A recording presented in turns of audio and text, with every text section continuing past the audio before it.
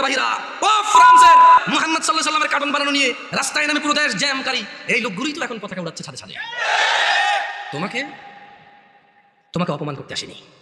ওয়াল্লাহি আমি নিজে এমন অনেক অপরাধী, যখন আমি এই অপরাধে থাকি আমার কাছে কোনো অনুভূতি থাকে না, বোধ শক্তি থাকে না, জানোয়ারের মতো হয়ে যায়। আমার মনে হয় এটা লজ্জা করার কাজ। তোমার অবস্থা আমার ঠিক, আমার যেই অপরাধগুলোতে আমি লিপ্ত, যেমন আমি নির্লজ্জ, তোমার অবস্থা এরকম। তাই তোমাকে আমি আমার থেকে আলাদা মনে করি না, তোমাকে ভালোবেসে বলি। তুমি তো সেই যুবক যে ফেসবুকে একদিনে 50টা স্ট্যাটাস দিছো, ব্রাজিলের মাল বন্ধ করো, খাবো না, জ্বালিয়ে দাও, এগুলো তো তুমি বলছো, আমরা এগুলো বলি। আমরা রাসূলের সুন্নাত এভাবে পালন করি।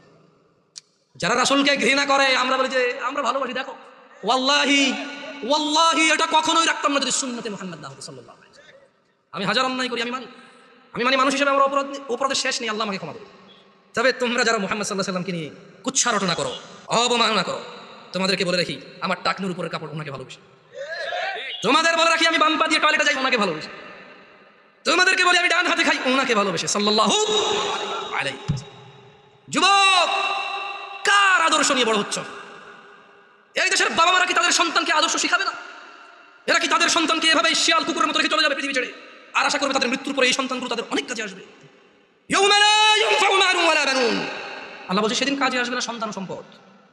ও নয়াপাড়ার মানুষরা, তোমাদের আদর্শকে, তোমাদের আদর্শকে না, তোমাদের আদর্শ ব্রাজিল আর্জেন্টিনার পতাকা, 4 কিলোমিটার পতাকা লাগাইছে আম বাগান বিক্রি করে, খবর শুনেছি।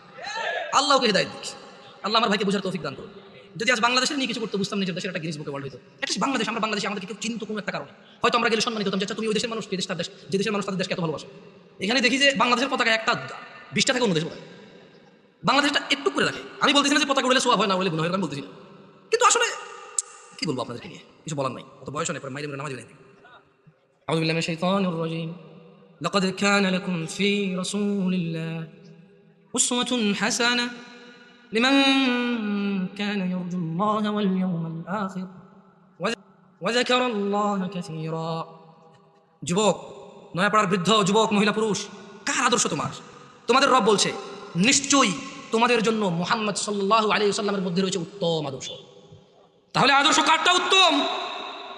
ওয়াজ কি বোঝেন না? আদর্শ কারটা উত্তম? মুহাম্মদ সাল্লাল্লাহু আলাইহি ওয়াসাল্লাম। কি এখন মানে এরকম বলে ভালো না? ঠিক না, এবার দরকার নাই তো করার, আপনি ঠিক ব্যাঠিক বললে আমার কাছে কি হয়? আর শুনেন, আমি কিন্তু সুবহানাল্লাহ বলেন, আলহামদুলিল্লাহ বলেন, আমি বলি না। মনে রাখবেন, ওয়াজের মাঠে যদি আপনি ভালো কিছু শুনেন, যেটা মনে করেন যে আপনার জন্য সুসংবাদ, সুবহানাল্লাহ বলবেন, আলহামদুলিল্লাহ বলবেন। যদি দেখেন যে একটা অন্যায় শাস্তির ব্যাপার বলা আছে, যদি আপনি অন্যায়কারী হন, সঙ্গে সঙ্গে বলুন আউযুবিল্লাহ, নাউযুবিল্লাহ, আস্তাগফিরুল্লাহ বলবেন। সঙ্গে সঙ্গে অনুভূতিটা প্রকাশ করবেন যে আল্লাহ আপনি আমাকে মাফ করুন, আমি তো এই অপরাধী। যদি দেখেন যে জান্নাতের কিছু, আল্লাহর উদারতা আপনার সামনে বয়ান হয়, সঙ্গে সঙ্গে বলুন আলহামদুলিল্লাহ। কি বলবেন?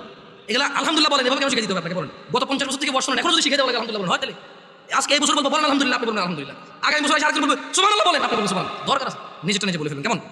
শুনুন, আচ্ছা এখানে চরমনের লোক আছে, আমি দেখতে পাচ্ছি, আমি টুপি দেখে বুঝতেছি আট্রসির লোক আছে না, অসুবিধা কোথায়? বাংলাদেশে কিছু আইডেন্টিটি ক্রিয়েট হয়েছে, প্রত্যেকে তার আইডেন্টিটি বোঝানোর জন্য যে ভাই দেখো এটা আমার আকিদা, এটা আমার বিশ্বাস, এটা আমার মানহাজ। সো তুমি আমার সাথে কথা বলে সেই হিসাবে কথা বলো। সো এটা কিন্তু সহজ, অ্যাটলিস্ট আমরা বুঝতে পারি যে এখানে আমরা ভাতৃত্ববোধ বজায় রাখবো, যতটা আমরা সত্য বলবো, যতটা সহনশীল হয়ে বলা যায় আলহামদুলিল্লাহ, ঠিক আছে? তবে আমরা মিথ্যা বলবো, আমরা কৌশলের নামে অপপ্রচার করবো না, ঠিক আছে না? এখানে আট্রসি, মাইজ ভান্ডার, ফুরফুরা, আচরমনাই কোনো দলই করে না এমন লোক আছে না? নাই। সবার উদ্দেশ্যে একটা কথা বলি, আপনাদেরকে একটা আয়াত পড়ে শোনাবো, আপনারা এটা মানবেন? কোরআনের আয়াত কিন্তু মানতে হবে কিন্তু, ঠিক আছে? পড়ে শুনে তো। আউযু বিল্লাহি মিনাশ শাইতানির রাজীম। ওয়ামা আতাকুমুর রাসূলু ফাখুযুহু ওয়ামা আতাকুমুর রাসূলু ফাখুযুহু ওয়ামা আতাকুমুর রাসূলু ফাখুযুহু। আল্লাহ বলছেন যে আমার নবী, আমার রাসূল যা কিছু দেয় ফাখুযুহু, নিয়ে নাও।